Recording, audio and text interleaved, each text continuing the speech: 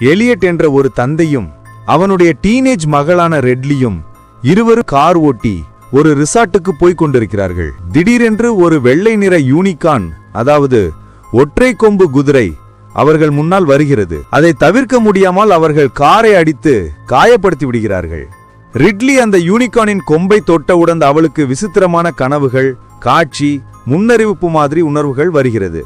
அந்த யூனிகார்ன் சாதாரண உயிரி இல்ல, அது மந்திர சக்தி உடையது. எலியட் பயந்து யூனிகார்ன் உயிருக்கு போராடுவதை பார்த்து அதை வேதனைப்பட விடாமல் அந்த கொம்பு குதிரையை கொன்று விடுகிறார். இந்த சம்பவத்தை ரகசியமாக வைத்துக்கொள்ள இருவரும் முயற்சி செய்கிறார்கள். அவர்கள் அந்த ரிசார்ட்டுக்கு போனவுடன் சிறிது நேரத்தில் கார் ஆடுகிறது. அந்த காருக்குள்ள இருந்து ஒற்றை கொம்பு குதிரை உயிருடன் கார் கண்ணாடியை உடைத்து வெளியே வருகிறது. அங்கு உள்ள பில்லியனர் குடும்பம் கொம்பு குதிரையை சுட்டுக் கொள்கிறார்கள்.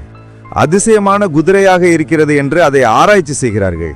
பில்லியனர் குடும்பம் அந்த கொம்பு குதிரை ரத்தம் மனிதர்களுக்கு குணமளிக்கக்கூடிய சக்தி உள்ளது என்று கண்டுபிடிக்கிறது. அதனால் அதை மருத்துவ சோதனைகளுக்கு பயன்படுத்த விரும்புகிறார்கள். அவர்கள் அந்த குடும்பத்தில் உள்ள பெரியவருக்கு உடல்நிலை குறைவுக்கு இதன் இரத்தத்தை கொடுத்து அந்த பெரியவரை குணப்படுத்துகிறார்கள்.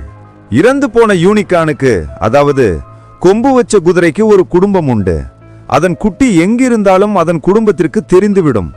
அது சில நேரம் கழித்து இவர்களுக்கு தெரிய வருகிறது. அதன் குழந்தையை கொன்ற மனிதர்களை தேடி பெரிய யூனிகான்கள் வந்து தாக்க தொடங்குகின்றன.